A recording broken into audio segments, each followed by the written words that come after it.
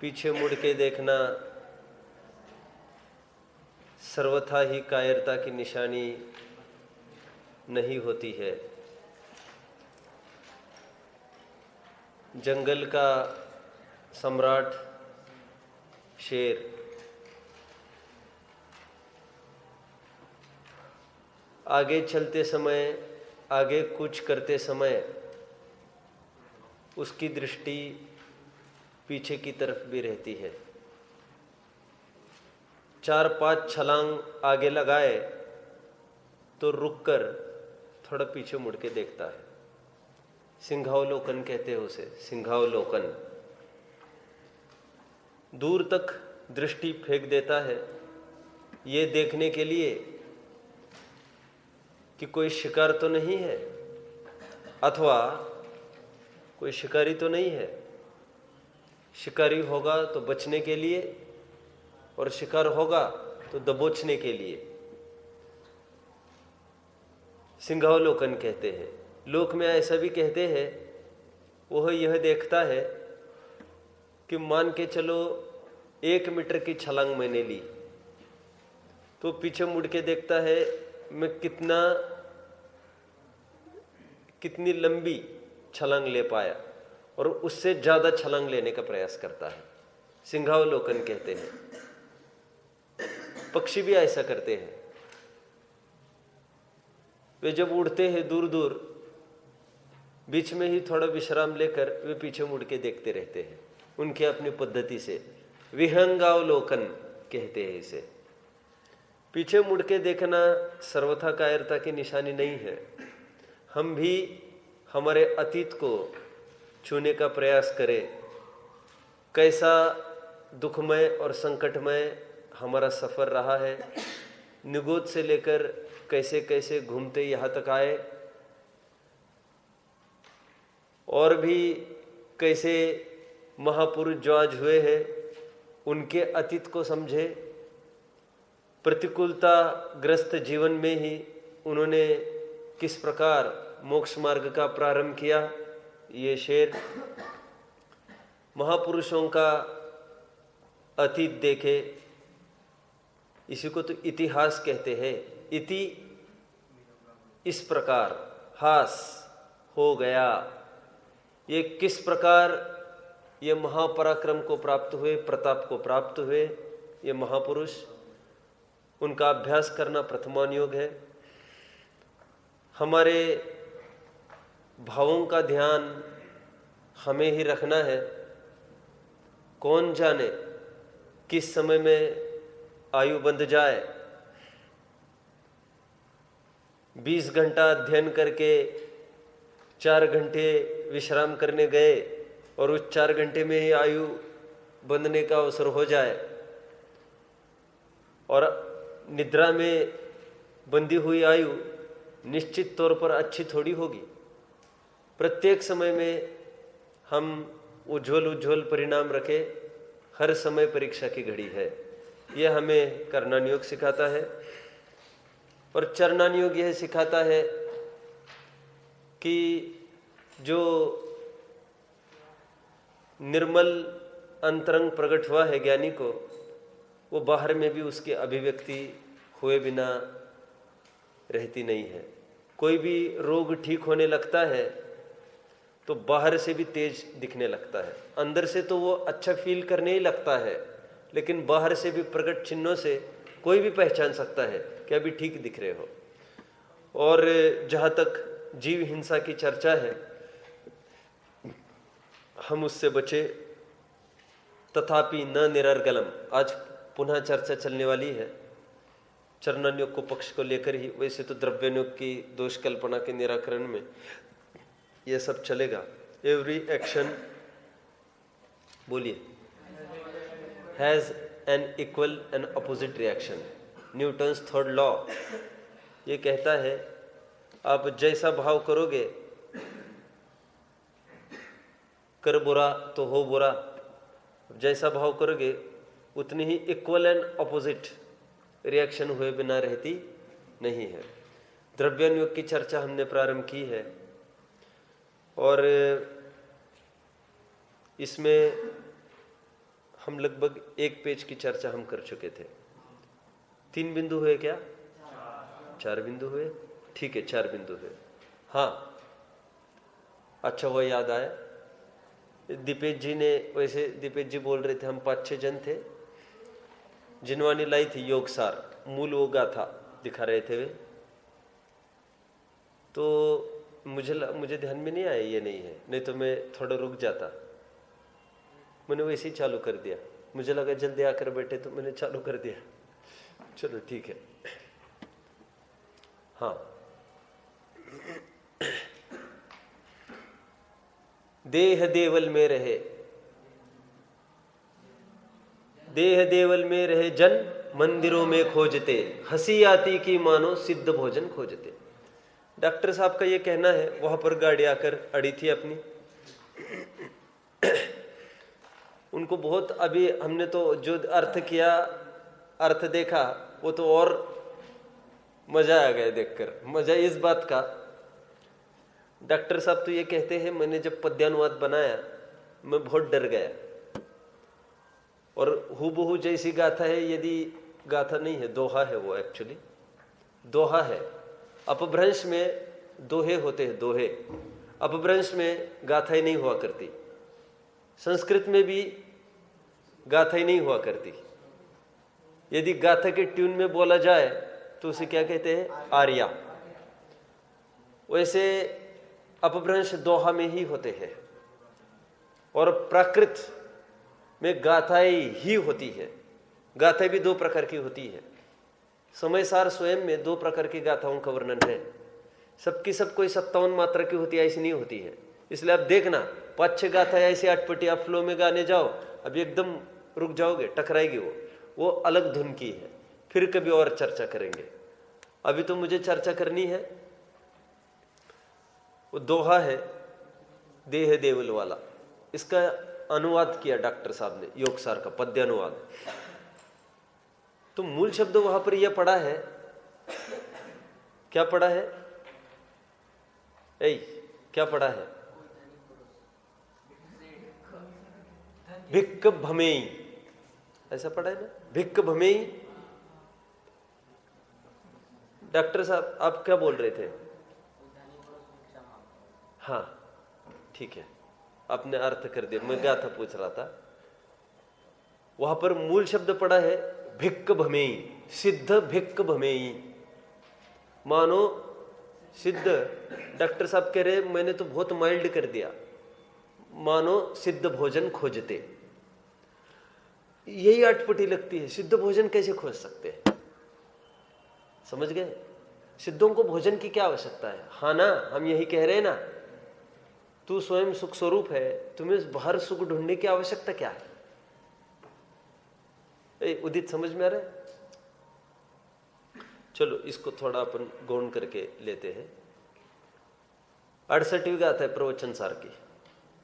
तिमिर हरा जय दिट्ठी जनस दिवेण नत्थी कायवम। मुक्ति क्या कहा? कौन बोलेगा? तिमिर हरा जय दिट्ठी जनस, बोलो, दिवेण नत्थी कायवम। ऐसा बोले वे कुन स्वामी की गाथा है मूल में। कह रहे हैं अंधेरे में चलना है तो कैसे चलोगे? तो कह रहे उजाला तो चाहिए, लेकिन कहते किसको? जिसको अंतरंग उजाला नहीं है उसको, जिनकी दृष्टि ही तिमिरहारी हो। कुन स्वामी का उदाहरण है, गजब का उदाहरण है। जिनकी दृष्टि ही तिमिरनाशक हो, कुत्ता बिल्ली जितने भी पशु होते हैं ना, उनकी दृष्टि तिमिरहारी होती है। उनको बाहर के दीपक की क्या आवश्यकता है? तिमिर हरा जय दिट्ठी जनस दीवेण नत्थी कायबम। कुछ भी कार्यकारी नहीं है। सिद्धांत जो स्वयं सुख स्वरूप है, उसको बाहर में सुख की तलाश करने की आवश्यकता क्या है? मूल आओ अपनी योगसार की गाथा में मूल शब्द क्या पड़ा है? सिद्ध भिक्क भमेई। डॉक्टर साहब बहुत डर गए, कह रहे मैं यदि इसका वर्ड टू वर्ड करूं तो बहुत तकलीफ उठानी पड़ेगी मुझे समाज से।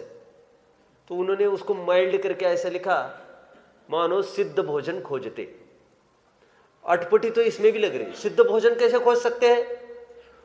अभी मूल गाथा देखो, वो दोहा और अटपटा है क्या? भिक्ख में ही वहां पर तो भीख मांगते हैं लिखा। डॉक्टर साहब कहते हैं हमने तो बहुत माइल्ड कर दिया, हम उस भाषा में लिखते तो पब्लिक बर्दाश्त नहीं करती। और उसका अर्थ करने वाले ने क्या लिखा मालूम? अन्वयार्थ।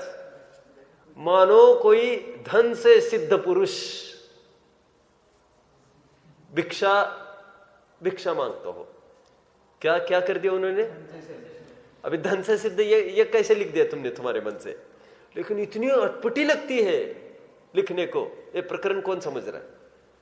प्रकरण कौन समझ रहा है? मेरे साथ कौन चल रहा है? बस सिद्ध मतलब पूर्ण भी होता है अर्थ। तो उनको लगा पंच परमेष्टि वाले सिद्ध कैसे बोले, तो अन्वय अर्थ करने वाले ने ऐसे लिखा है टीकाकार ने कि धन से सिद्ध। डॉक्टर साहब ने हालांकि लिया तो सिद्ध ही, लेकिन सिद्ध भोजन खोजते माइल्ड कर दिया। और मूल शब्द क्या है? सिद्ध भिक्ख भमेई, भीख मांगने के लिए भ्रमण करते हैं। हमें भीख कहकर थोड़ी एकदम भाषा ये लगती है, चोट लगती है। भिक्षा और भीख बात तो एक ही है, ठीक है। ये किसके लिए देखा था हमने? चरणान योग की पद्धति बाहर से यहां लेके आए और तुम तो यहां से भगाओ, ये कोई अच्छी बात नहीं है। यहां से भगाओ मतलब द्रव्यन योग ने क्या किया है? अरे मंदिर में भगवान नहीं है, अरे हम मुश्किल से यहां तक लेके आए। कैसा है कृतघ्नि ये व्यवहार, सॉरी ये निश्चय, कि ये प्रतिपादन करता है निश्चय का, प्रचार प्रसार करता है और उसकी पीठ में छुरा भोग देता है। कौन? निश्चय।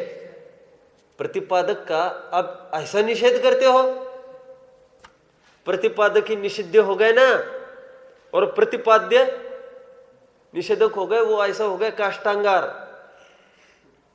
काष्टांगार मंत्री था, और वो मंत्री मतलब कौन होता है? One who represents the king, वो राजा की भाषा बोलता है। वो दूत को कोई ये बोले ना, तो दूत ये बोलता है तुम देख लेना, कल तक सरेंडर कर देना। वो दूत किसकी भाषा बोल रहा है? लेकिन जो प्रतिपादक था, अभी थोड़ा सा यहां पर उदाहरण में ये पड़ेगी, दिक्कत आएगी। वही काष्टांगर हीरो बन गया।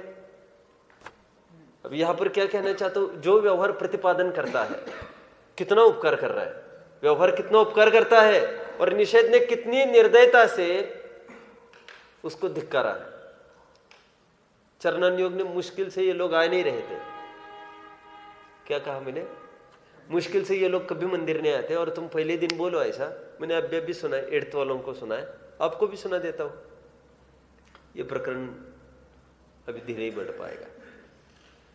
आत्मानंद जी हुए हैं, आत्मानंद जी। एक मैंने देखा, किसी को भी नहीं है आज तक, मैंने तो सुना है। बाबा जी कहते थे उनको, बुंदेलखंड में ही हुए हैं, यही सागर एरिया की तरफ। तो आज से करीबन 25, 30, 40 साल पहले हुए हैं। बहुत अच्छे विद्वान रहे हैं और व्रत से युक्त उनका जीवन था, शुष्क ज्ञान था नहीं। तो और उनका प्रचार प्रसार का भी बहुत भाव रहता था। तो कभी जा रहे गुजर रहे, पता चला यहाँ पर जैन समाज है, वहां रुक गए, बिना आमंत्रण के ही मिल गए। कैसा चल रहा है यहाँ पर पाठशाला, क्या मंदिर कुछ कमी है, कुछ वैसे ही। और फिर क्या है, चलो बच्चे हैं क्या यहाँ पर, चलो बुला लो, मैं पाठशाला लूंगा, ऐसा क्लास लूंगा, चलो बुलाओ। और फिर क्लास ले ली, निकले आगे। बहुत प्रकार से जोड़ने का बहुत रस था, और बहुत समाज में उनका प्रभुत्व बहुत बढ़ गया था। सब मानते थे उनको बहुत अच्छे से। एक बार ऐसे ही कहीं जाते समय निकल रहे थे, तो पता चला यहाँ पर एक कोई छोटा सा गांव है। तो टाइम ऐसे हुआ था, तो बोले छोटे बच्चे पाठशाला का टाइम हो रहा है, तो यहाँ पर लगती है। तो उन्होंने कहा नहीं ऐसा तो नहीं। बोले बुला लाओ सभी। आत्मानंद जी के साथ एक और एक जन थे।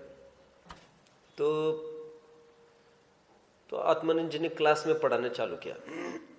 पहले दिन पढ़ाया उन्होंने। देखो, हम सब भगवान होने की लायकात वाले हैं, हम में वो सब में ताकत है कि हम भगवान बन सकते हैं। सब हो सकता है। श्रीमद जी के शब्दों में आवड़ापन सावड़ा थशे, आवड़ापन सावड़ा थशे, आवड़ापन सावड़ा थशे। आवड़ा मतलब अज्ञानी, सावड़ा मतलब सुज्ञानी, विज्ञ। अज्ञानी भी अज्ञ भी विज्ञ होते देखे जाते हैं अभ्यास से, करत करत अभ्यास। जड़मति हो तो सुजान, उसी को इंग्लिश में कहते प्रैक्टिस मेक्स। ठीक है। तो उन्होंने बोला कि देखो बात तो आकार की है। अपन कोई भी ऑब्जेक्ट है, लोहा, उसको जब उस पर घन पड़ते हैं उस पर भी एक पर्टिकुलर आकार आ जाता है। हम तो चेतन है, हम भगवान की जाति के हैं।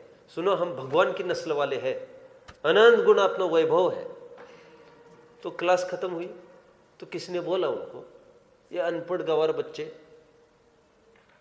ये कभी तो क्लास अटेंड नहीं करते रहा। ऐसे बच्चे जिनके नाक बहरे ही हो, बाल यहाँ वहाँ हो, कपड़े यहाँ पर एक बटन हो, वहाँ पर एक बटन हो, कोई कैसे आए, खेलते ही आए, कोई कैसे ही मैले कुचले कपड़े से आया।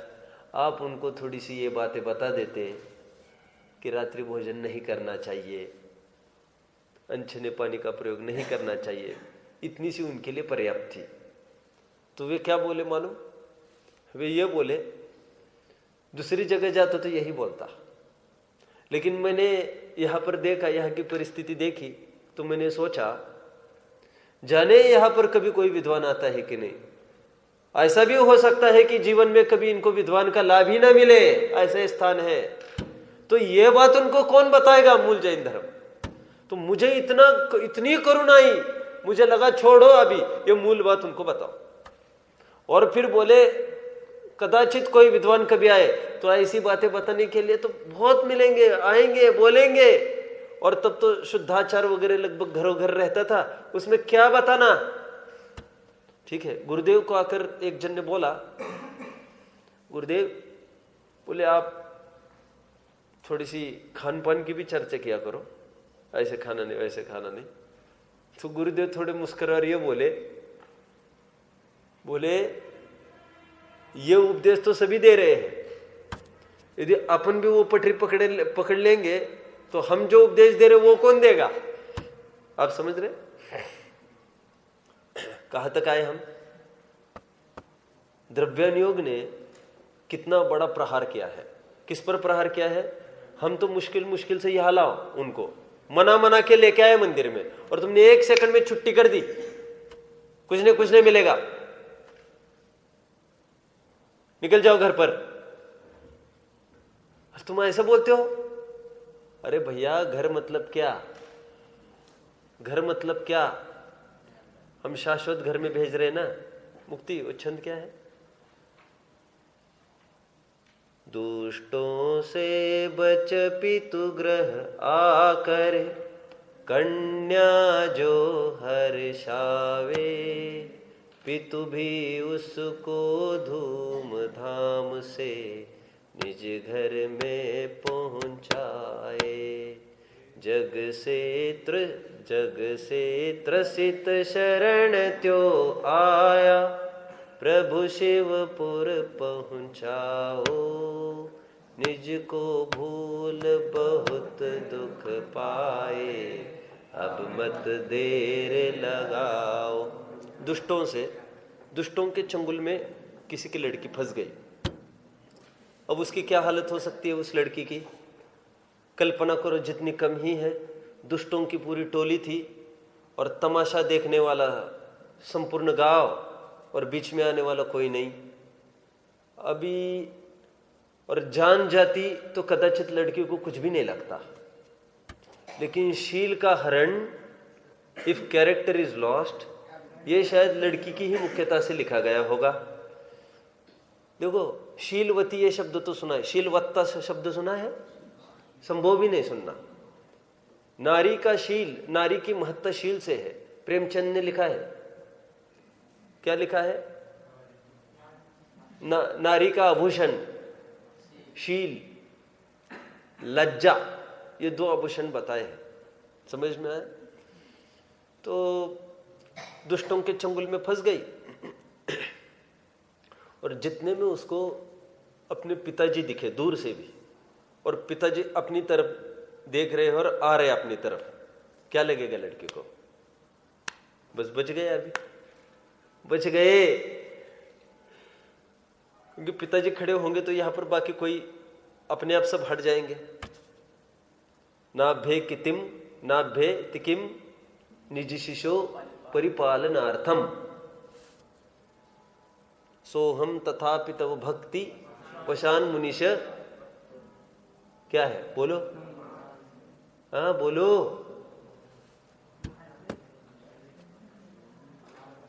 अभी जैसे उन्होंने लड़की को, पिताजी आए, लड़की को छुड़ाया। अब पिताजी, सज्जन पिताजी क्या करेंगे? वो ये विचारते हैं ये नाटक कब तक चलेगा। कौन सा नाटक? मेरी लड़की है, अभी उसकी शादी ना करा दूं, उसके हाथ पीले ना करा दूं तो रोज की आफत हो सकती है मेरी। तो एक काम करे अपन, झंझट, शादी करा दो, भेज दो ससुराल। अब फ्री हो गया। दुष्टों से बच पितु ग्रह आकर कन्या जो हर्षावे, पितु भी उसको धूम धाम से निज घर में पहुंचाए। जग से त्रसित शरण त्यो आया, प्रभु शिवपुर पहुंचाओ। निज को भूल बहुत दुख पाए, अब मत देर लगाओ। द्रव्यनियोग ने काम उचित ही किया है, समझ में आया? द्रव्यनियोग की पद्धति है। वे कहते भगवान मंदिर में है, द्रव्यनियोग ये कहता है भगवान मंदिर में नहीं है। देव नाही देवार्यात, भगवान मंदिर में नहीं है, भगवान अपने अंदर है। क्या है? तस्वीरें खुदा, करो पूरी बात, दिल के आईने में है। जब गर्दन मोड़ी जब चाहे देख ली। किसने बोला ये? मुस्लिम ने। मुस्लिम का दोहा है ना। ए सुनो सुनो, ए बोलो मत, बस। तस्वीरें खुदा, खुदा की तस्वीर भगत के आईने में है। सिद्धत्व की स्थापना है ना अपने यहां पर भी, सब में सिद्धत्व की स्थापना की। गर्दन झुकाई और देख ली। लेकिन गर्दन झुकाना सामान्य बात थोड़ी है। और ऐसे भारत देश में जहां पर गर्दन कटा सकते हैं लेकिन गर्दन झुका सकते नहीं, झुकाने की बात मत करो। और जैन दर्शन ऐसा ही जैन दर्शन है, कैसा? झुकाने फुकाने की बात नहीं है। और झुकाना मतलब यहां पर क्या है? उपयोग पलटना। आत्मा को आत्मा रूप से स्वीकार करे, उस वही झुकाना है, अन्य कुछ बात नहीं है। ये चरणानुयोग की शैली है। अभी द्रव्यनुयोग की शैली एकदम विरुद्ध दिखती है। अब मंदिर में क्या रखा है, लेकिन ये पूरक शैली है। समझ रहे हो? अपनी जो अभी तक चर्चाई थी उसी पर फिर से एक प्रकार का रिपीटेशन हुआ है। आगे बढ़ना है थोड़ा। देखिए, मजबूत है ये प्रकरण, बहुत ही मजबूत है।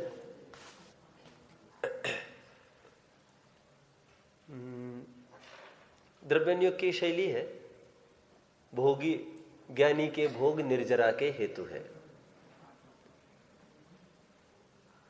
निश्चयभाषी के प्रकरण में हमने एक चीज देखी थी, समय सार पढ़ के निश्चयभाषी वहां पर लिखा था, और कदाचित निशंक होकर विषय कषय में प्रवृत्ति करता है। याद आ रहा है आपको? प्रकरण याद आ रहा है? टोडरमल जी साहब ने वहां पर 3 आधार दिए थे, आपको याद होगा।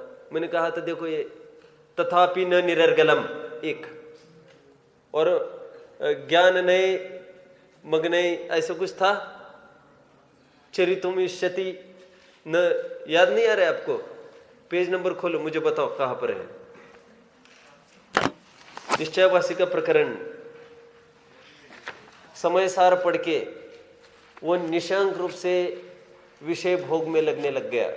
टोडरमल जी साहब ने उसको फटकारा था। क्या कहकर फटकारा था?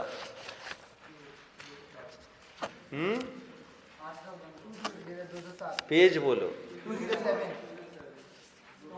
हाँ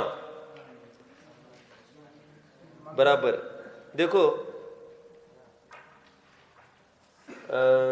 देखो लेफ्ट देखो 206 नीचे, तथा ज्ञानी के आश्रय बंद नहीं है ऐसा आगम में कहा है, इसलिए कदाचित विषय कषाय रूप होता है, वहां बंद होने का भय नहीं, स्वच्छंद हुआ राग आदि प्रवृत्तता है।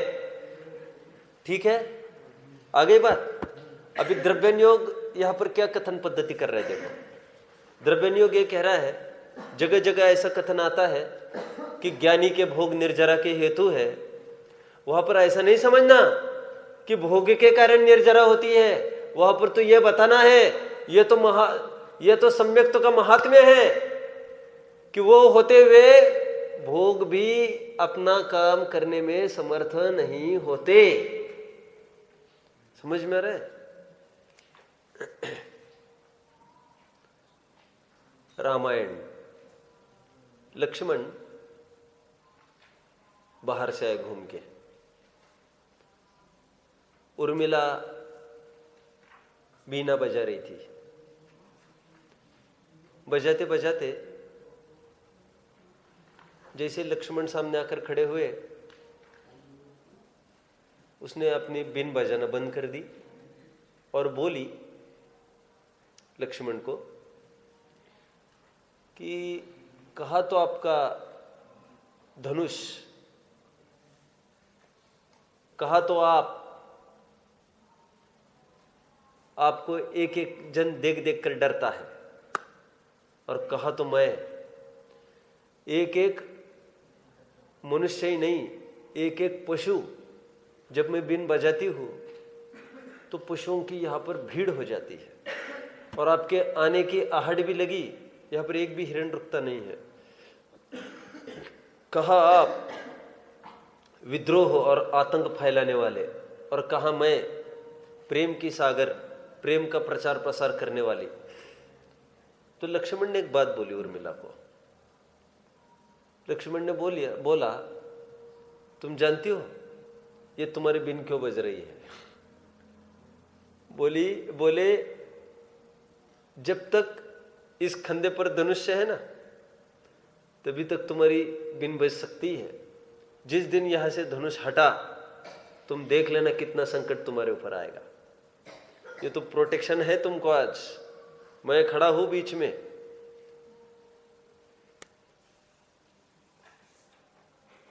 सिद्धांत कौन बताएगा?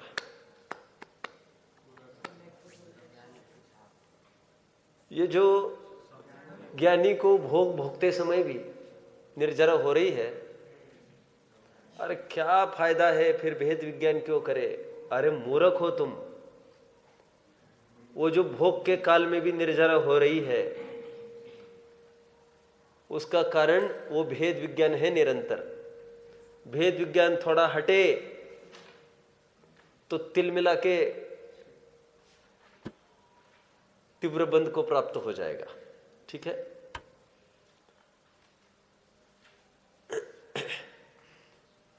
दिन में लोग कहते हैं ना, दिन में सूरज की आवश्यकता ही नहीं होती, दिन में तो वैसे ही बहुत उजाला रहता है, रात में आता तो कितना अच्छा होता।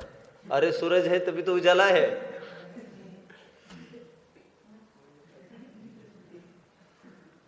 एक आदमी ने ये बोला मुझे एक बार, ये सुनो, आ गया ना क्या सत्यम?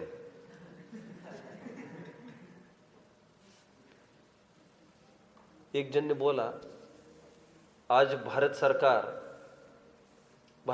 ही क्यों, आज 30% अपनी income, 30-35% income total defence ministry पर जा रही है।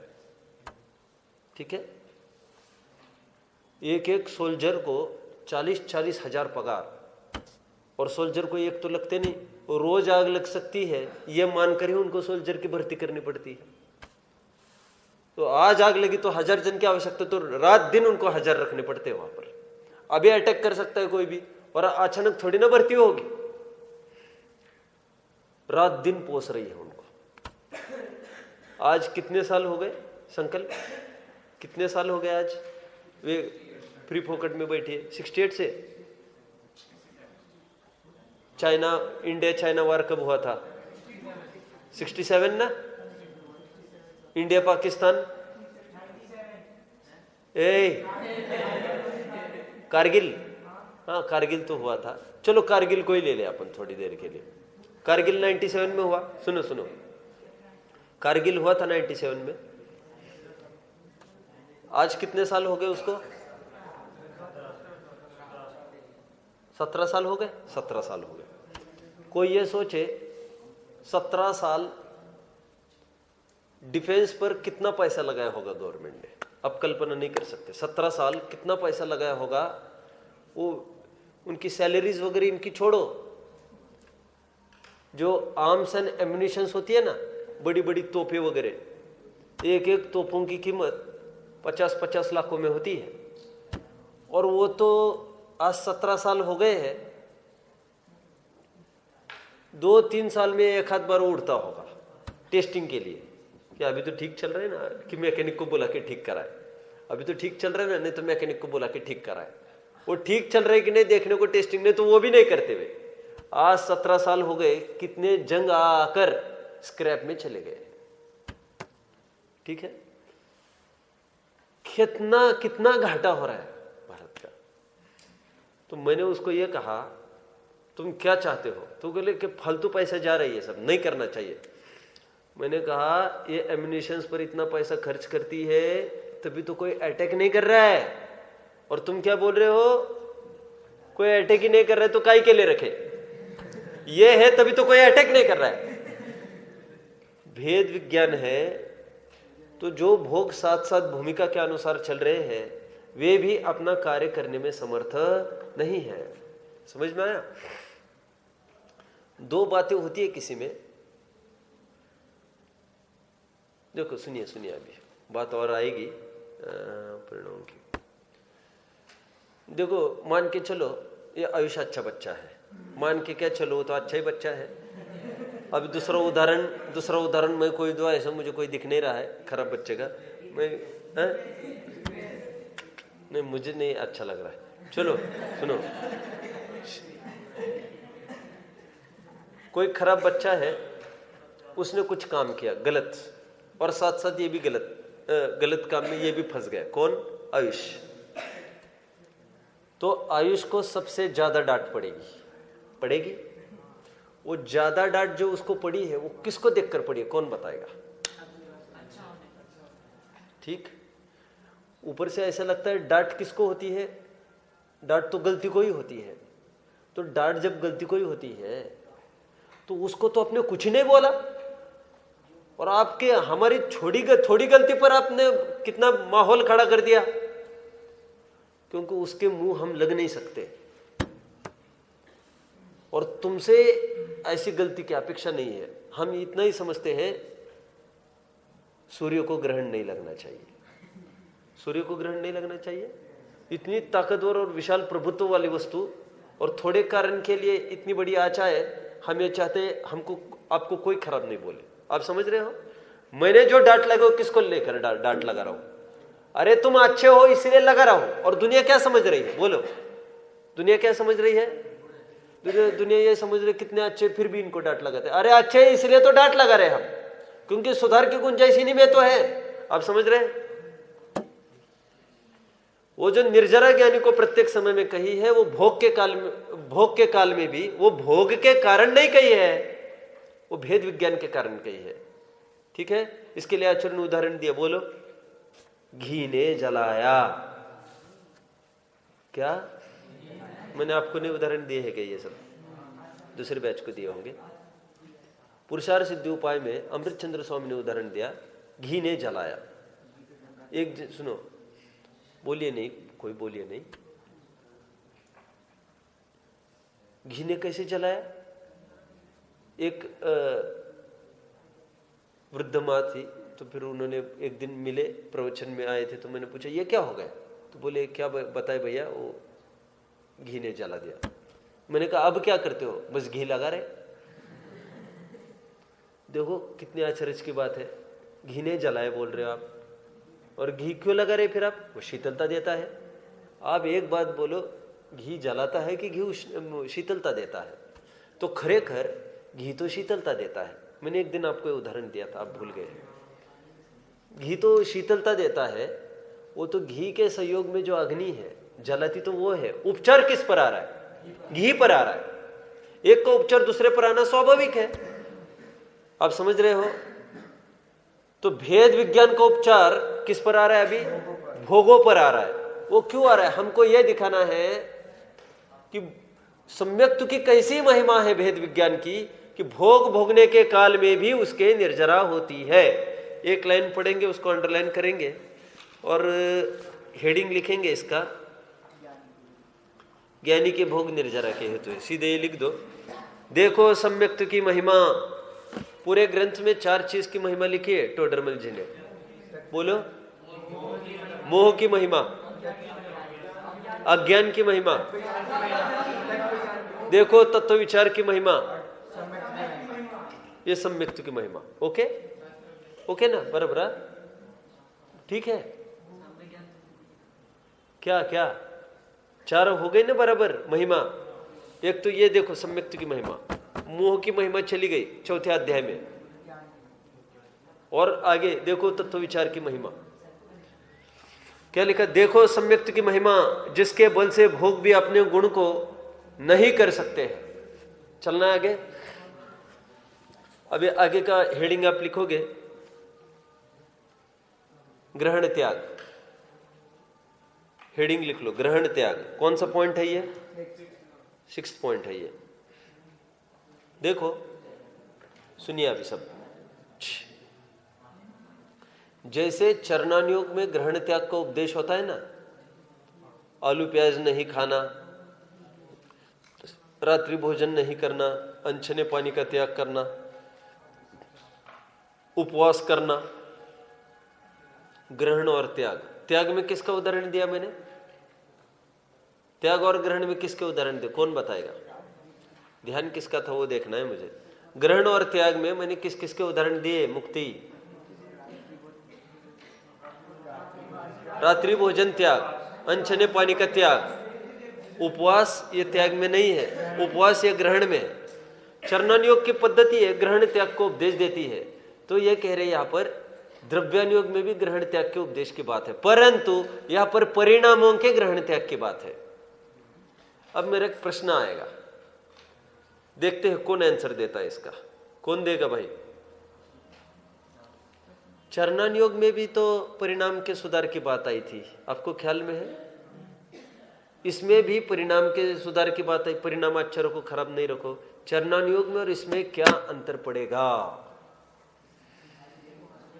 देखते हैं कौन बोलता है। ग्रहण त्याग का उपदेश चरणानुयोगवत इसमें भी तो है, इसमें परिणामों का है, तो परिणामों का तो उसमें भी था। यह मेरा प्रश्न है। टोडरमल जी कितना बोल रहे हैं, कह रहे फर्क इतना ही है, वहां क्रियाओं का, यहां पर परिणामों का, लेकिन मैं कह रहा हूं परिणामों का भी था, उसमें था कि नहीं? फर्क कहां पड़ेगा? ए बोलो मत ना, बोलो मत। अक्षय बताओ।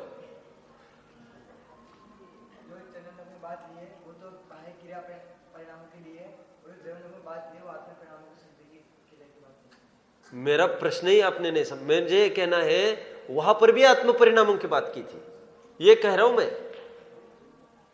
नहीं याद आ रहा है आपको? चलो अब बैठ जाओ, थोड़ा देखते हैं कौन बोलेगा। क्या बात है, 2 हाथ नीचे आ गए। अनितेश आज पीछे क्यों बैठ गए? तो इसने मना कर दिया क्या आज? क्या है?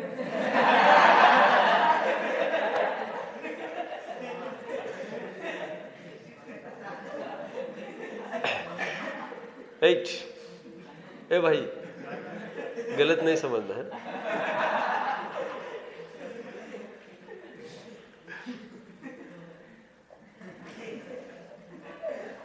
क्या चल रहा था? कौन बोलेगा? उत्तर कौन देगा? बताओ मुझे। एक जन बस, हाथ तो 2 जन के खड़े हैं। मुक्ति, शशांक। एक जगह व्याप्ति घटाई गई है, वो अंदर से बाहर की व्याप्ति घटाई गई है कि परिणाम सही होंगे तो बाहर की क्रिया भी सही होगी, पर दूसरी जगह घटाई है वो बाहर से अंदर की व्याप्ति घटाई गई है। पहली और दूसरी मतलब क्या कहना चाहते हो तुम? गोलम गोलम मत बोलो। पहली और दूसरी क्या चीज है?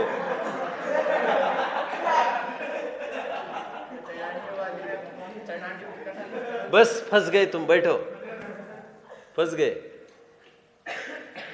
बोलो। और इससे शुभ में अशुभ में लगाया। बैठो तुम। द्रव्यालोक में जो पहले आत्म परिणामों को सुधारेंगे, उससे बाह्य क्रिया अपने आप सुधर जाएगी, परंतु चढ़ाने में बाह्य क्रिया यानी जो बाह्य परिणाम है उनको मुख्य करेंगे। बैठो। और कौन बोलेगा? बोलो। वहाँ पर बाह्य क्रिया की मुख्यता है और यहाँ पर आत्म परिणाम। बैठिए, सुनिए सुनिए। देखो, आप समझ नहीं पा रहे बात को। सत्यम बोलोगे? ठीक, बोलो।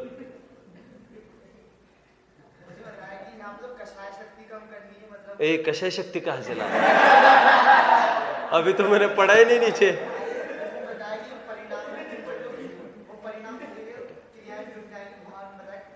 देखो सुनो, देखो सौम्य, या वहां पर दोनों पॉइंट आए थे सौम्य। यहां पर क्रिया की प्रधानता है और यहां पर परिणाम की। चरणानुयोग में दोनों बिंदु आए थे कि नहीं? मेरा बार बार ये कहना है, तुम तो क्रियाओं को तो छोड़ ही दो अभी। मेरा तो ये कहना, वहां पर परिणामों के सुधार की बात आई थी, यहां पर आ रही है, दोनों में क्या अंतर है? मेरा इतना सा प्रश्न है। मेरा ये कहना है कि यहां पर तो परिणामों की बात करेंगे वे, साथ में क्रियाओं की बात नहीं करेंगे। यदि साथ में क्रियाओं की भी बात की तो वो जाएगा चरणानुयोग का प्रकरण में। समझ में आया? इसलिए वहां पर दो प्रकार की पद्धति थी कथन की चरणानुयोग में। कौन सी? एक मात्र क्रिया और एक तो निश्चय मिश्रित व्यवहार। तो निश्चय मिश्रित व्यवहार था वहां पर, परिणाम मिश्रित क्रिया है। और यहां पर परिणाम है, वहां पर क्रिया और परिणाम मिश्रित क्रिया, क्रिया और परिणाम मिश्रित क्रिया था। तो क्रियाओं का ही वर्णन दोनों जगह, आप समझ रहे। लेकिन एक जगह परिणाम मिश्रित क्रिया की बात थी, निश्चय सहित व्यवहार। समझ में आ रहा है?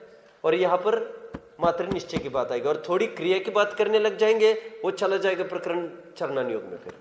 ठीक है, तो ये बात हो गई। अभी महत्वपूर्ण वो बिंदु आ चुका है, देखते हैं।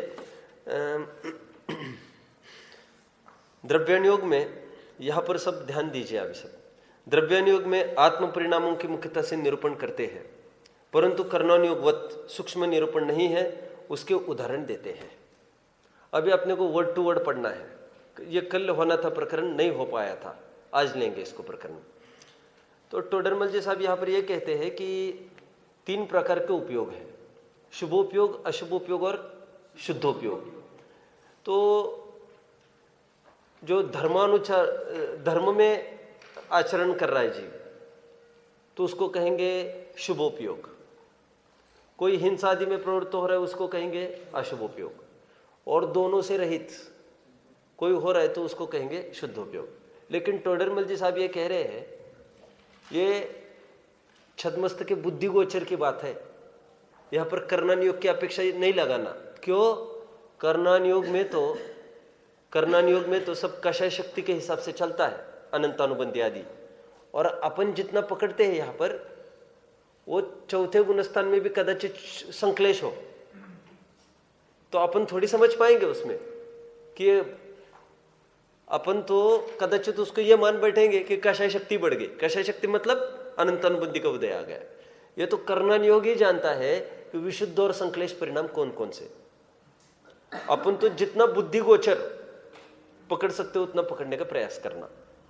पकड़ में आ रहा है आपको? मुझे यह कहना है, चौथे गुणस्थान में भी संक्लेश हो सकता है, 5वें 6वें में भी संक्लेश हो सकता है, और मिथ्यात्व अवस्था में भी विशुद्ध परिणाम हो सकते हैं। तो ये तो केवल ज्ञानी ही जानते हैं, बड़े कर्णानुयोग ही बोलेगा ये। लेकिन हम जितना बुद्धिपूर्वक पकड़ सकते हैं उसके अपेक्षा यहां पर उपयोग का निरूपण चलता है। इतना पैराग्राफ समझ में आया? तो अभी आधार बनेगा, मुझे क्या बताना है फिर अभी आधार बनेगा। अब मैं पढ़ूंगा एक एक वर्ड आपके लिए, ठीक है? उपयोग के शुभ अशुभ शुद्ध ऐसे 3 भेद कहे हैं। वह धर्मानुराग रूप परिणाम, धर्म मतलब यहां पर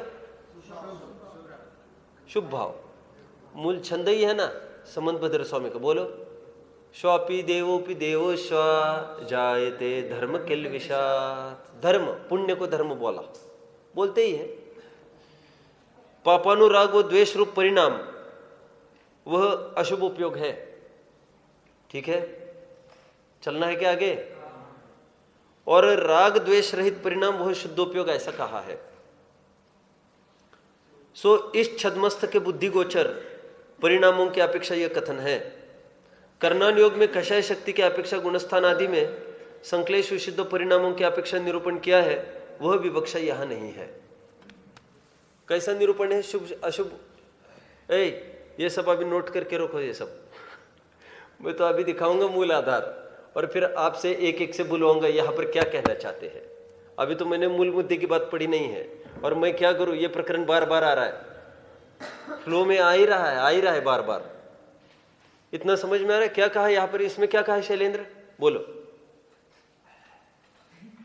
बोलो। अभी हमने क्या देखा इस पैराग्राफ में?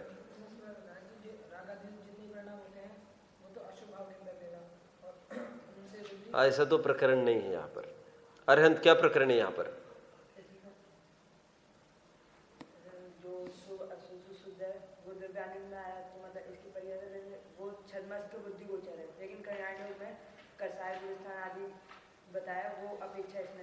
बराबर, ठीक है। कदाचित मिथ्यात्व को भी विशुद्ध परिणाम हो, और भाव परावर्तन के अंतर्गत ऐसे ऐसे परिणाम हो सकते हैं, इतने विशुद्ध कि उसकी भी ताकत नहीं पकड़ने की। क्या ताकत नहीं पकड़ने की? कि मैं मिथ्या दृष्टि हूं। ये कर्णन योग, सूक्ष्म कथन कर्णन योग ही करेगा। यहां पर तो बुद्धि गोचर, जितना बुद्धि से पकड़ सकते उतनी बात है, परोक्ष ज्ञान से जितनी पहुंच हो सकती उतनी। ठीक है, बैठिए। और लोग ये कहते नहीं वो तो आंधे को तो स्वाद नहीं आएगा क्या? हम ये कह रहे हैं शक्कर से इतना मिलता जुलता स्वाद आपको दिखाएंगे, आपकी भी ताकत नहीं है पहचानने की। अरे आज तो 90% लोग नींबू के नाम पर नींबू सत खा रहे हैं, आज तक उनको पता नहीं है। सौम्य, क्या बोला मैंने? नींबू सत कैसे बनता है मालूम? टाटरी। नींबू सत कैसे बनता है अरहंत? नींबू सत को टाटरी कहते हैं। और कैसे बनता है बोलूं मैं? बिकता है ना, नींबू सत बिकता है मार्केट में। नींबू सत इतना सस्ता मिलता है मार्केट में, और जो मार्केट में नींबू आता है ना, वो उससे दुगुना महंगा आता है। तो ऐसा लगता है ये नींबू इतना महंगा, और नींबू की प्रोसेस होती होगी, और फिर वो बनता होगा उसकी, और फिर ट्रांसपोर्टेशन, इतना सस्ता कैसे देते हैं? एक बहुत बड़ा लेख छापा था एक जन ने, भिंड से एक लेख छपा था थोड़े टाइम पहले। सक्षम को पता होगा ना, सब जानता है वो भिंड के बारे में जानकारी। सुनो, वो पूरा एरिया चंबल का, एक आध बार ले जाना इन सबको, घाटी में गाड़ी बंद कर देना। सुनो, भिंड से एक लेख छपा था तेल के बारे में। मेरे पास यदि होगा तो आप सबको पढ़ने लायक हो। जानिए रिफाइंड तेल का सच। जो फैक्ट्री से तेल निकलता है ना, डायरेक्ट हम घानी में जाए और डायरेक्ट हम तेल लेवे, तो हमको जितने, मान के चलो 120 रुपए किलो तेल पड़ा, मुझे पता नहीं है क्या रेट चल रहा है, 100 रुपए किलो देख लो, 100 रुपए किलो तेल पड़ा, डायरेक्ट हमने घानी में गए, और रिफाइंड तेल वाले सब कर करा के 80 में कैसे दे रही है? बिना फिल्टर का हम ला रहे, बिना फिल्टर का ला रहे हम, तो वो कितने में दे रहे वे? 100 रुपए में। अभी कितने बड़ी बड़ी मशीनरी लगाई उन्होंने करोड़ों की, और उसमें कितनी प्रक्रिया होगी, कितने कर्मचारी है, फिर तेल भी तैयार होगा तो ट्रांसपोर्टेशन चार्ज कितना है, पैकिंग है, क्या है, और 80 रुपए किलो बेचते हैं। गजब हो गया, इतना सब करके ऐसा कैसे हो गया? तो उसमें पूरा लिखा है। बोले आपने क्यों नहीं विचार किया ये आज तक? घानी का तेल इतना महंगा मिलता है और वो इतना सस्ता कैसे? उसमें सब जितने भी रिफाइंड तेल खाते हैं ना घर में, जितने भी, वे सब मांसाहार करते हैं, non veg, purely non veg. उसमें सब मांस मछलियों के तेल मिलाए जाते हैं, पूरा लेख है वो, छपा है पूरा, और उसमें कितने केमिकल्स डाल डाल के बनाते हैं। एक भी दावा करे आकर, उसमें कितनी कंपनीज की कितनी कितनी रिपोर्ट ली, और सबको पता है ये। तभी तो कि उसमें तो ये समस्या है। अभी मेरे दूसरा प्रश्न था नींबू सत का। अभी देखिए तो जरा नींबू सत कैसे बनता है। मैं क्यों कह रहा था ये? शक्कर का स्वाद ले लिया। हाँ, शक्कर, बराबर, राइट। नींबू सत। और टोडरमल जी साहब ने जो उदाहरण दिया ना, शक्कर का स्वाद आता है, भैया वो इंद्रिय सुख का उदाहरण है, तुम इसमें मत घसीटो। ये अतीन्द्रिय आनंद की बात है, और वे बार बार बोल रहे हैं साम व्यवहारिक प्रत्यक्ष जो होता है उसकी तुलना वहां पर नहीं हो सकती अतीन्द्रिय प्रत्यक्ष के साथ। उदाहरण उसका दिया है शक्कर का। और क्यों? शक्कर खाएंगे और उपयोग तीसरी जगह होगा तो मिठास का वेदन होगा कि नहीं होगा? नहीं होता वेदन। ठीक, मुझे अभी उदाहरण समझाने दो पहले। नींबू का सत है ना, अभी शोध खोज करने वालों ने ये नींबू का सत बनाते कैसे ये लोग, और इतना सस्ता कैसे देते ये लोग? तो पता चला नींबू नहीं, नींबू के पत्ते नहीं, सामान्य पत्ते, एक पर्टिकुलर वनस्पति है, उसके पत्तों को पूरी चर्निंग करते हैं, उसको उबालते पानी में, खूब इतना उबालते हैं, और उबाल के फिर क्रिस्टलाइज करते हैं। उसके है ये इट टेस्ट लाइक लेमन। बिल्कुल हमको तो पता ही नहीं चला, और महीने भर सिंथेटिक दूध पीते रहे, तुमको तो पता ही नहीं चला। अरे इतना मिलता जुलता स्वाद है, तुम इंद्रिय सुख में मात खा रहे हो, तुम अतीन्द्रिय की कहां पकड़ पाओगे? मुझे कहना इतनी सूक्ष्म संधि है मंद कषाय में और अतीन्द्रिय आनंद में, तुम नहीं पकड़ पाओगे।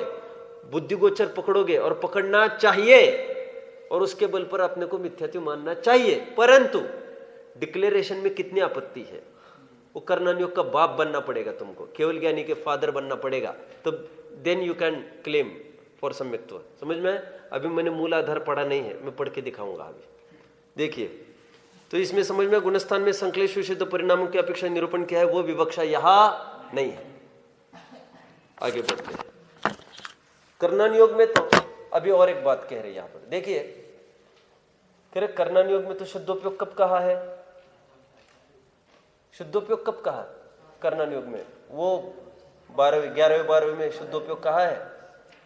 12वें में शुद्धोपयोग कहा कर्णानुयोग में, यथाख्यात चारित्र होने पर, जहां पर अबुद्धिपूर्वक भी राग द्वेष नहीं रहे। लेकिन टोडरमल जी साहब कहते हैं द्रव्यानुयोग में ऐसे काम कैसे चलेगा?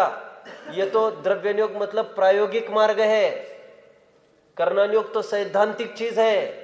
यहां पर तो कुछ प्रैक्टिकल होता है द्रव्यानुयोग में, तो यहां पर कैसे आगे बढ़ेगा वो? तो अपने बुद्धि गोचर जितनी कषाय उसको कम ख्याल में आए, हिंसा से रहित तथा अहिंसा से रहित परिणाम ख्याल में आए, वो शुद्धोपयोग मान ले। ये स्थूल कथन समझ में आया? फिर से एक बार पढ़ना है, पढ़ लो भाई, पढ़ो दीपेश। कर्णानुयोग में तो आगामी है शुद्धोपयोग यथाख्यात चारित्र होने पर 3 अपेक्षा पड़ेगी शुद्धोपयोग की। अभी एक तो शुद्धोपयोग वहां पर कहते हैं 11वें 12वें गुणस्थान में, कोई 13वें में भी कहे, कोई हर्जा नहीं। प्रवचन सार में 11वें 12वें में शुद्धोपयोग कहा, 13वें में शुद्धोपयोग का फल कहा। अब दूसरी विवक्षा कोई 7वें गुणस्थान में शुद्धोपयोग कहे, कहां पर कहा? दौलत राम जी जल्दी बोलो। द्विविध संग बिन शुद्धोपयोगी मुनि उत्तम निज ध्यानी। तुम्हारे दौलत राम जी बोल रहे, शुद्धोपयोग कब से बोल रहे? वे 7वें गुणस्थान से बोल रहे है ना। यो सकल संयम अब सुनिए स्वरूपाचरण। अब सकल संयम हो गए 6वें में, अभी स्वरूपाचरण सुनो साहब। अभी स्वरूपाचरण सुनो साहब मतलब अभी तक नहीं था। कौन बोल रहा है? ये सिद्धांत बात कर रहा है। हाँ फिर ठीक है। पहले कौन बात कर रहा है ये पूछा करो आप। अब तुरंत क्यों इतनी एलर्जी रखते हो किसी भी बात की? कितने जन को समझ में आ रहा? मुझे क्या कहना है? मुझे ये कहना है कौन बोल रहा है पहले ये पूछो। सिद्धांत बोल रहा है, आगम बोल रहा है। आगम मोक्ष मार्ग 6वें 7वें को ही कहता है, समझ में? और चौथे को परंपरा मोक्ष मार्ग कहता है। और अध्यात्म को पूछो तो अध्यात्म तो चौथे गुण स्थान से बोलेगा। ठीक है, शुद्धोपयोग की 3 विवक्षा हुई, एक तो 12वें में, एक तो 7वें में, और अपन चौथे में बोल रहे हैं। और स्वरूपाचरण चारित्र भी वहां से बोलेंगे। गोपाल दास जी ने बोला, ये तो एक आगम हो गया। अभी तर्क युक्ति से भी आगे बढ़ सकते हैं अपन, समझ में आ गया। अनंत अनुबंधी गई, चारित्र मोहनिया गई, तो कुछ ना कुछ प्रकट ही हुआ होगा ना, सम्यक्त्वाचरण तो प्रकट ही हुआ होगा। ठीक है, भले उसको स्थिरता नहीं कहेंगे, लेकिन भाई साहब इर्यापत आश्रम को भी एक समय की स्थिति तो बोला ना तुमने। क्या बोला? स्थिति बोला कि नहीं उसको? तो हमारे यहां पर जब आत्मानुभव हुआ तो कुछ ना कुछ स्थिति हुई कि नहीं हुई यहां पर, तो उतनी स्थिरता कहो, अस्थिरतावत। समझ में आ गया? हाँ, शुद्धोपयोग यथाख्यात चारित्र होने पर होती। यथाख्यात चारित्र कब होता है? 11वां। यथाख्यात 11वां, वह मोह के नाश से स्वयं होगा। अब 13वें में ले लो, यथाख्यात 13वां वाला ले रहे। ठीक है, निचली अवस्था वाला शुद्धोपयोग का साधन कैसे करें? क्या है? वो मोह के नाश से स्वयं होगा। कौन? हाँ ठीक है, मोह के नाश से, ठीक है। 12 वाला चलेगा, 12 वाला चलेगा। राइट। निचली अवस्था वाला शुद्धोपयोग का साधन कैसे करें? तथा द्रव्यानुयोग में शुद्धोपयोग करने का ही मुख्य उपदेश है। इसलिए वहां छदमस्त जिस काल में बुद्धिगोचर भक्ति, कौन से वर्ड को अंडरलाइन करना है आप मुझे बाद में बताना, आप भी नहीं। जिस काल में बुद्धिगोचर भक्ति आदि वह हिंसा आदि कार्य रूप परिणामों को छोड़कर आत्मानुभवन आदि कार्यों में प्रवृत्ते, उस काल उसे शुद्धोपयोगी कहते हैं। यद्यपि वह यहाँ केवल ज्ञान गोचर सूक्ष्म रागादिक है, तथापि उसकी विवक्षा नहीं है। अपनी बुद्धि गोचर रागादिक छोड़ता है, इस अपेक्षा उसे शुद्धोपयोगी कहा है। यहाँ पर कहाँ पर गोला चढ़ाना होगा मुझे? बुद्धि गोचर, दोनों बुद्धि गोचर पर गोला चढ़वाना है मुझे आपसे। ठीक है, अभी कौन पढ़ेगा? मैं कुछ पढ़ के दिखाऊंगा, पढ़वाना चाहूंगा। कौन है आप में से विशेष? सत्यम पढ़ोगे? अभी ये जो 2-3 लाइन्स है ना, उसको IMP लिख दो इस तरफ, IMP लिख दो उस तरफ, और जितने चढ़ाने चढ़ा दो। अभी जो 2-3 लाइन्स आएगी, पढ़ो रे सत्यम, पढ़ो, बहुत आराम से पढ़ना।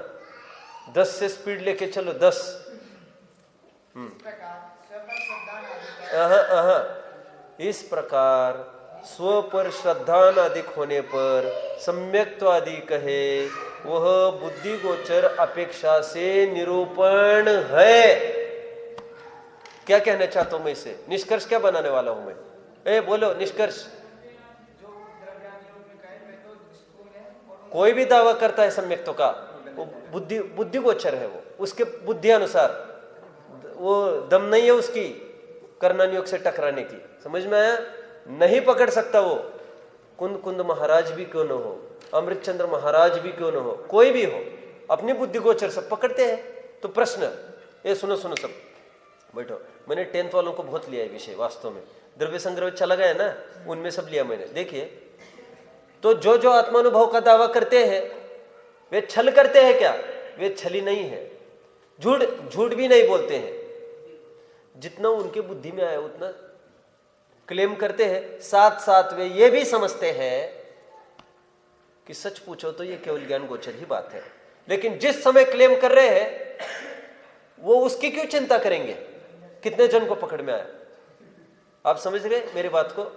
नहीं समझ में आ रहा है? सक्षम तो हाथ के ऊपर किया था। देखो, जिस समय में वे क्लेम कर रहे हैं यह मोक्ष मार्ग के प्रणेता हम खड़े हैं, यह मैं मोक्षाधिकारी, यह मैं स्वसंवेदन प्रत्यक्ष, यह मैं सभी अमृतचंद्र देव के उदाहरण बोल रहा हूं। तो ये जितने आत्मानुभव के दावे हैं, क्लेम करते हैं नहीं है, तो वो बिल्कुल ठोस रूप से कर रहे हैं। साथ उनको ज्ञान तो बराबर है, जिनवानी में ऐसा लिखा है, सूक्ष्म तो केवल ज्ञानी जानते, ये उनको पता है। लेकिन अभी वे उसकी चिंता क्यों करें? तभी तो ठोस पना हो। समझ में रहे? ठोस स्वयं इतने हैं, बस मुझे तो हुआ है। लेकिन साथ ये विवक्षा तो उनको पता ही है कि केवल ज्ञान कर्णानुयोग की अपेक्षा तो केवल ज्ञान सूक्ष्म जानते हो तो जानता ही है। लेकिन इनको कहा दरकार है उसकी? केवल ज्ञान नहीं, मुझे तो आनंद आ रहा है बस, समझ में आया। और पर्य कुछ भी हो, मुझे क्या, मैं तो एक गायक। उनको तो पर्य की कोई, जो भी हुआ होगा गुणस्थान सो हुआ होगा। 11वीं से पहले में आए, पहले से 11वीं में आए, इतना धड़ाम गिरने पर भी उनका बाल बाका नहीं होता अंदर में, समझ में, बाल भी बाका नहीं होता। उनको ये नहीं पता चलता अचानक कुछ अशांति हो गई, ऐसा बिल्कुल पता नहीं चलता उनको। वो तो बहुत देर के बाद वो बना रहे वैसा तो पता चलेगा उनको। समझ में आ रहा है आपको? बोलो। मतलब इतना जोर आता, दूसरे का भी देख के बोल देते हैं, नहीं भी सम्यक, तो क्या वो सही है कि गलत है? क्या क्या? दूसरे का भी देख के बोल देते ना। कभी नहीं डिक्लेयर करते हुए। किसका डिक्लेयर किया उन्होंने? कोई नहीं डिक्लेयर करता, कोई नहीं डिक्लेयर करता किसी का सम्यक्त्व। कौन से ग्रंथ में आपने पढ़ा? किसी भी ग्रंथ में ना स्वयं का सम्यक्त्व डिक्लेयर किया। विद्वानों का अपन इतने ग्रंथ पढ़ते हैं, किसी ने भी किसी को प्रामाणिक नहीं किया है। और मतलब उन्हें अंदर से इतना जोर आता, अंदर ही रखे बाहर के बताते, मतलब सम्यक नहीं, जोर मतलब क्या आता है? वो उठक बैठक निकालते, क्या करते हैं? बैठो बैठो, सुनो, ये देखिए मुक्ति, आप पढ़ रही हो, पढ़ो। इसी प्रकार स्व पर श्रद्धानादिक होने पर, सम्यक्त्वादि मतलब सम्यक दर्शन, सम्यक ज्ञान, सम्यक चारित्र, और श्रद्धानादि मतलब श्रद्धा, ज्ञान, चारित्र। हाँ अनितेश मिल रहा है? हाँ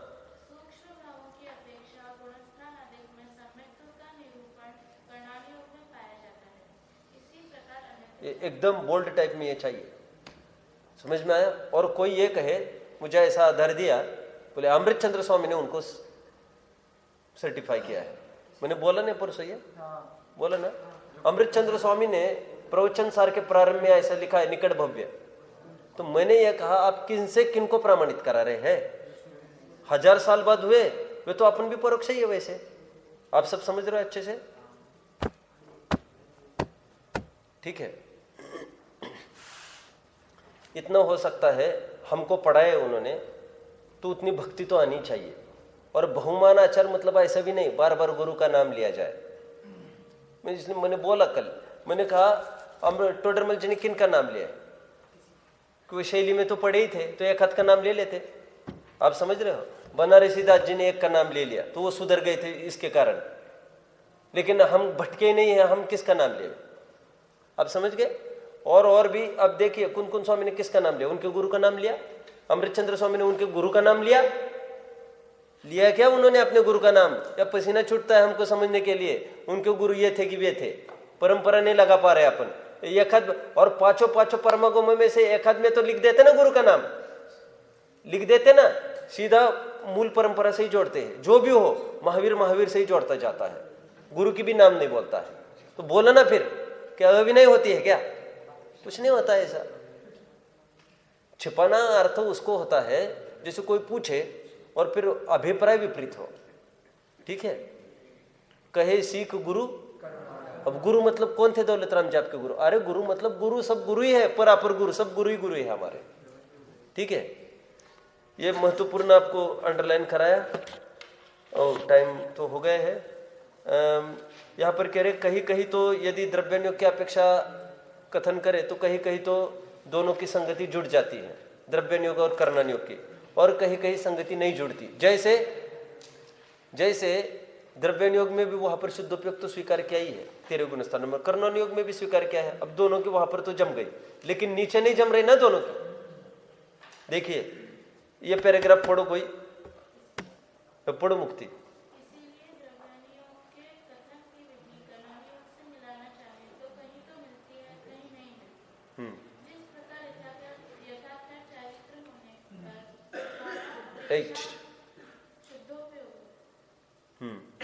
परंतु निचली दशा में द्रव्यानुयोग अपेक्षा से तो कदाचित शुद्धोपयोग होता है, परंतु कर्णानुयोग अपेक्षा से सदाकाल कषाय अंश के सद्भाव से शुद्धोपयोग नहीं है। इसी प्रकार अन्य कथन जानना। कहीं कहीं कथन पद्धति मिल जाती दोनों की। कहा मिली? 13 बार। अब और कौन से केस हो सकते हैं जहां पर दोनों मिलेगी कथन पद्धति? ये मिथ्यात्व वाला एकदम संकलेश होगा, वहां पर दोनों की फिर मिल जाएगी। द्रव्यानुयोग वाला भी जान रहा है मैं मिथ्या दृष्टि हूं, और कर्णानुयोग तो बोले गए, वहां पर फिर मिल जाएगी। समझ में आ रहा है? मैंने अपोजिट एक आधार दिखाया इसका, ये उन्हें ऊपर का दिखाया, मैंने नीचे का दिखाया। ठीक है, हाँ बोलो भाई।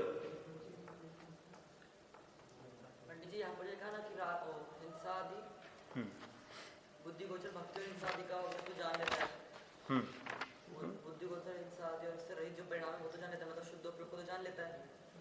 हिंसा आदि नहीं है भाव, शुभ भाव भी नहीं है, बस वे रहे कौन से भाव तो अपनी बुद्धि के अनुसार पकड़ लेता है। वो जितना बुद्धि में पकड़ में आ रहा है ना, न हिंसा के परिणाम है न किसी को बचाने का परिणाम है, बस उसको आकुलता नहीं होगी फिर उस समय में उसको, तो उससे वो मोटे मोटे स्तर पर निश्चित करता है ये शुद्ध उपयोग हुआ।